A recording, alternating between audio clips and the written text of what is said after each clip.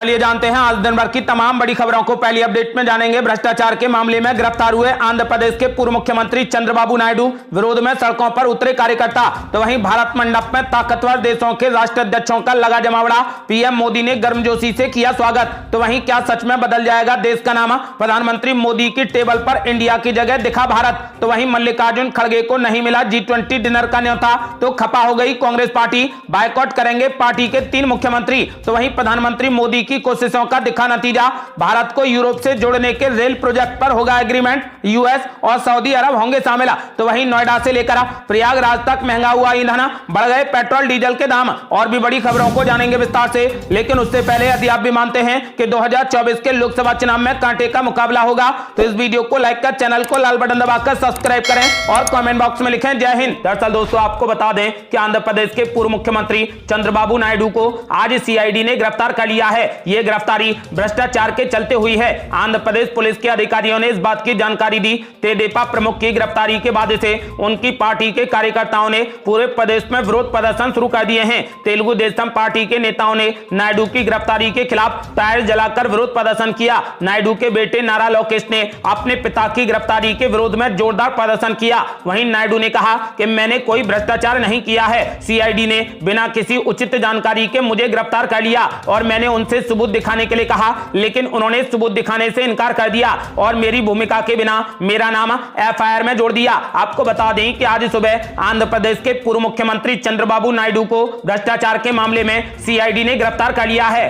और बड़ी खबर, भारत मंडप में ताकतवर देशों के राष्ट्राध्यक्षों का लगा जमावड़ा। प्रधानमंत्री मोदी ने गर्मजोशी से किया सभी का स्वागत। दरअसल प्रधानमंत्री नरेंद्र मोदी ने यहां G20 शिखर सम्मेलन के आयोजन स्थल भारत मंडप में अमेरिका के राष्ट्रपति जो बाइडेन और ब्रिटेन के प्रधानमंत्री ऋषि सुनक समेत विश्व के सभी नेताओं का जोरदार स्वागत किया। G20 की अगली अध्यक्षता अब ब्राजील संभालेगा। विश्व के नेताओं के स्वागत के लिए रेड कारपेट बिछाया गया था, जिसके रास्ते में पंक्तिबद्ध तरीके से राष्ट्रीय ध्वज लगाए गए थे और दीवारों पर विभिन्न योगासन दर्शाए गए थे। मोदी जी ने जिस जगह पर विश्व के नेताओं का स्वागत किया उसके ठीक पीछे 13वीं शताब्दी की प्रसिद्ध कलाकृति कोणार्क चक्र की प्रकृति स्थापित की गई। इस चक्र को समय, प्रगति और निरंतर परिवर्तन का प्रतीक माना जाता है। ऋषि सुनक ने प्रधानमंत्री नरेंद्र मोदी का नमस्ते कहकर अभिवादन किया। आपको बता दें कि फिलहाल आज से G20 शिखर सम्मेलन शुरू हो गया है।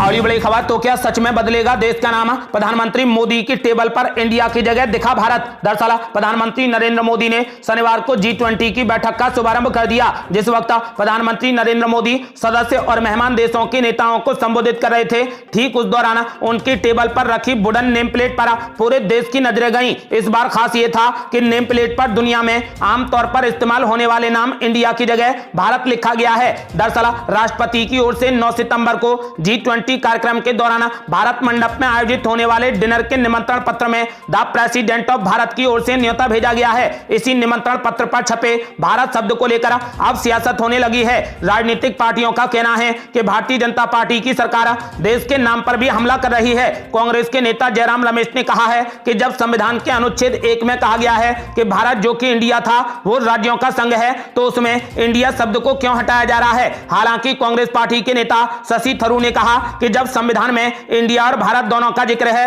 तो इसमें संवैधानिक तौर पर कोई भी आपत्ति नहीं होनी चाहिए। लेकिन इस नाम को लेकर सिर्फ कांग्रेस ही नहीं बल्कि प्रधानमंत्री नरेंद्र मोदी के नेताओं की ओर से भी बाकायदा भारत के समर्थन में ट्वीट और बयान दिए जा रहे हैं। गौरतलब है कि G20 में इस तरह भारत के नाम का इस्तेमाल शुरू होने के साथ ही उस बहस को भी जोर मिला है जिसमें इंडिया का नाम बदलकर भारत करने की बात कही जा रही है। कुछ ही दिन पहले केंद्र सरकार ने संसद का विशेष सत्र बुलाने का ऐलान किया था। इसके बाद से ही ये अटकलें लगने लगी कि केंद्र सरकार अंतरराष्ट्रीय स्तर के समारोह में इंडिया की जगह भारत नाम का इस्तेमाल शुरू करने वाला है और संसद में भी इंडिया नाम को बदलकर स्थायी तौर पर भारत किया जा सकता है। अगली बड़ी खबर, मल्लिकार्जुन खड़गे को नहीं मिला G20 डिनर का न्योता, तो खपा हो गई कांग्रेस पार्टी। बायकॉट करेंगे पार्टी के 3 मुख्यमंत्री। दरअसल G20 समिट में पधारे वैश्विक समुदाय के नेताओं के सम्मान में राष्ट्रपति द्रौपदी मुर्मू ने एक डिनर समारोह आयोजित किया है। सूत्रों के मुताबिक कांग्रेस पार्टी के 3 मुख्यमंत्री पार्टी अध्यक्ष मल्लिकार्जुन खड़गे को न्योता नहीं भेजे जाने के कारण कार्यक्रम का बायकॉट कर सकते हैं। राष्ट्रपति की तरफ से G20 देशों के राष्ट्राध्यक्षों, शीर्ष राजनयिकों, कैबिनेट मंत्रियों, सुप्रीम कोर्ट के जजों और राज्यों के मुख्यमंत्रियों समेत कई गणमान्य व्यक्तियों को न्योता भेजा गया है। कांग्रेस पार्टी के सूत्रों का कहना है कि इस सूची में मल्लिकार्जुन खड़गे का नाम नहीं होने के कारण कर्नाटक के मुख्यमंत्री सिद्धरामैया, राजस्थान के मुख्यमंत्री अशोक गहलोत और छत्तीसगढ़ के मुख्यमंत्री भूपेश बघेल ने कार्यक्रम में शामिल होने से इनकार कर दिया है। कांग्रेस पार्टी के 3 मुख्यमंत्रियों के बायकॉट के बावजूद हिमाचल प्रदेश के मुख्यमंत्री सुखविंदर सिंह सुक्खू इस समिट में हिस्सा लेने के लिए दिल्ली निकल चुके हैं। सूत्रों की माने तो वो राष्ट्रपति के डिनर समारोह में अतिथि होंगे। वहीं इस सवाल पर कांग्रेस के सूत्रों ने कहा कि उन्होंने अंतिम फैसला राज्य के मुख्यमंत्रियों पर छोड़ा है कि वो इस समारोह में हिस्सा लेंगे अथवा नहीं। इसी बीच मल्लिकार्जुन खड़गे का नाम नहीं होने के कारण कर्नाटक के मुख्यमंत्री सिद्धरामैया, राजस्थान के मुख्यमंत्री अशोक गहलोत और छत्तीसगढ़ के मुख्यमंत्री भूपेश बघेल ने इस कार्यक्रम में शामिल होने से साफ इनकार कर दिया है। और बड़ी खबर, पीएम मोदी की कोशिशों का दिखा नतीजा,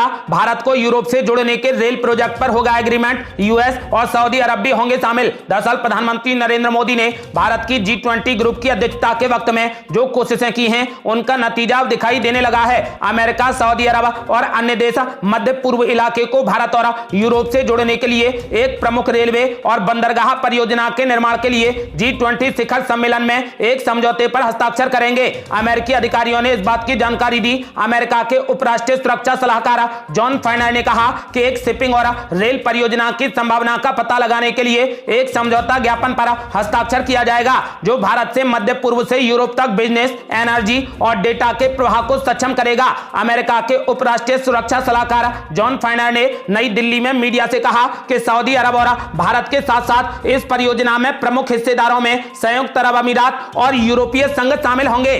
और बड़ी खबर, नोएडा से लेकर प्रयागराज तक महंगा हुआ ईंधन, बढ़ गए पेट्रोल डीजल के दाम। दरअसल तेल कंपनियों ने हर दिन की तरह आज भी पेट्रोल और डीजल के नए रेट जारी किए हैं। कई शहरों में पेट्रोल और डीजल के दाम में बदलाव हुआ है। इसके तहत नोएडा और ग्रेटर नोएडा में पेट्रोल के दामों में 12 पैसे की वृद्धि की गई है, तो वहीं लखनऊ में पेट्रोल 10 पैसे महंगा हो गया है, तो वहीं प्रयागराज में पेट्रोल 51 पैसे और डीजल 50 पैसे बढ़ा है, तो वहीं बिहार के पटना में पेट्रोल 8 पैसे और डीजल 7 पैसे महंगा हो गया, जबकि राजस्थान के जैसलमेर में पेट्रोल 9 पैसे बढ़ गया है। आपको बता दें कि इसके अलावा राजधानी दिल्ली में पेट्रोल और डीजल की कीमत स्थिर है, जबकि कई शहरों में पेट्रोल और डीजल के दाम में बढ़ोतरी देखी गई है। और बड़ी खबर, G20 समिट में जमकर गरजे पीएम मोदी, बोले अगर हम कोरोना को हरा सकते हैं तो युद्ध के कारण पैदा हुए अविश्वास को भी देंगे मात। दरअसल प्रधानमंत्री नरेंद्र मोदी ने दिल्ली के प्रगति मैदान में हो रहे G20 सम्मेलन को संबोधित करते हुए सबसे पहले स्वागत भाषण दिया। प्रधानमंत्री मोदी ने अपने भाषण में देश को भरोसे का मंत्र देते हुए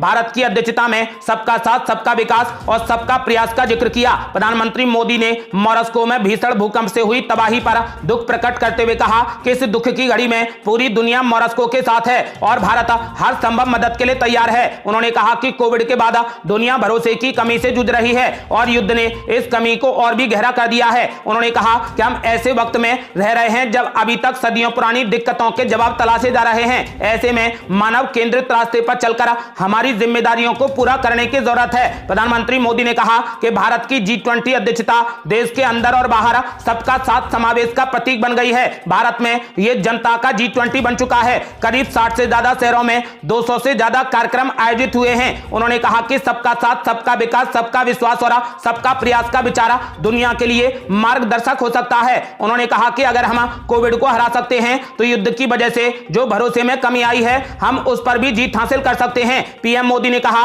कि G20 अध्यक्ष के तौर पर भारत पूरी दुनिया से एक दूसरे के प्रति भरोसे की कमी को भरोसे में बदलने की अपील करता है। पीएम मोदी ने कहा कि अब वक्त आ गया है कि विश्व की भलाई के लिए हम साथ मिलकर चलें। उन्होंने कहा कि भारत ने अफ्रीकी संघ को स्थायी G20 सदस्य बनाने की पेशकश की है और मुझे विश्वास है कि सभी सदस्य इस प्रस्ताव से सहमत होंगे। शिखर सम्मेलन में विश्व के नेताओं की तालियों की गड़गड़ाहट के बीच प्रधानमंत्री मोदी ने कहा कि आप सभी के समर्थन से मैं अफ्रीका संघ को भी G20 में शामिल होने के लिए आमंत्रित करता हूं।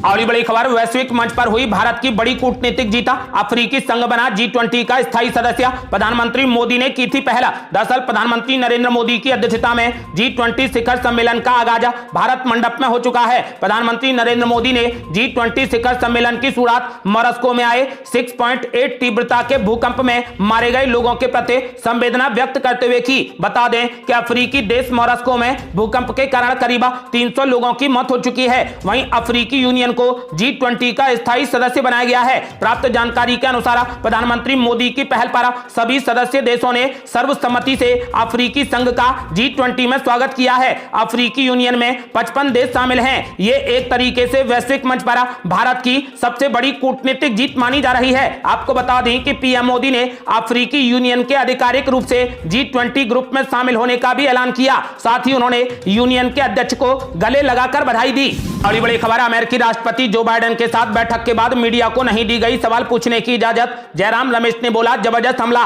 दरअसल कांग्रेस महासचिव जयराम रमेश ने आरोप लगाया कि अमेरिकी राष्ट्रपति जो बाइडेन और प्रधानमंत्री नरेंद्र मोदी की द्विपक्षीय बैठक के बाद विदेशी मीडिया को दोनों नेताओं से सवाल पूछने नहीं दिया गया। उन्होंने जो बाइडेन की टीम के हवाले से यह दावा किया और कहा कि अब 11 सितंबर को वियतनाम में जो बाइडेन मीडिया के सवालों का जवाब देंगे। जयराम रमेश ने यह भी कहा कि इसमें कोई चौंकाने वाली बात नहीं है, क्योंकि प्रधानमंत्री नरेंद्र मोदी के राज में इसी तरीके से लोकतंत्र चलता है। अगली बड़ी खबर, राजस्थान की राजनीति में बड़ा उलटफेरा। राजेंद्र गुड़ा ने थामा शिवसेना का दामन। दरअसल राजस्थान में विधानसभा चुनाव से ठीक पहले आज एक बार फिर से बड़ा फेरबदल हो गया। अशोक गहलोत सरकार के बर्खास्त मंत्री राजेंद्र गुड़ा ने आज शिवसेना का दामन थाम लिया। गुड़ा को महाराष्ट्र के मुख्यमंत्री एकनाथ शिंदे ने पार्टी की सदस्यता दिलवाई। मुख्यमंत्री एकनाथ शिंदे ने राजेंद्र गुड़ा को दुपट्टा पहनाकर पार्टी में स्वागत किया। गुड़ा को पार्टी में शामिल करने के लिए मुख्यमंत्री शिंदे खुद राजस्थान आए। यहां गुड़ा के उदयपुर वाटी इलाके में स्थित गुड़ा गांव में आयोजित कार्यक्रम के बाद शिंदे ने प्रेस कॉन्फ्रेंस कर अपनी बात रखी। एकनाथ शिंदे ने प्रेस कॉन्फ्रेंस में कहा कि महाविकास आघाड़ी सरकार ने महाराष्ट्र को पीछे धकेल दिया था। अब महाराष्ट्र में डबल इंजन की सरकार बेहतर तरीके से काम कर रही है। उन्होंने कहा कि राजस्थान को भी आगे बढ़ाने के लिए सत्ता परिवर्तन जरूरी है। उन्होंने राजेंद्र गुड़ा के लिए कहा कि जिसने सच बात कहने के लिए मंत्री पद तक की परवाह नहीं की, आज ऐसे ही विचारधारा वाले व्यक्ति की राजनीति में जरूरत है। ये थी अब तक की बेहद बड़ी खबरें। रोजाना की ताजा खबरों को जानने और हमसे जुड़ने के लिए चैनल को लाल बटन दबाकर सब्सक्राइब करें और घंटी बटन भी दबा दें। जल्दी मिलते हैं बड़ी अपडेट के साथ, तब तक के लिए जय हिंद, जय भारत।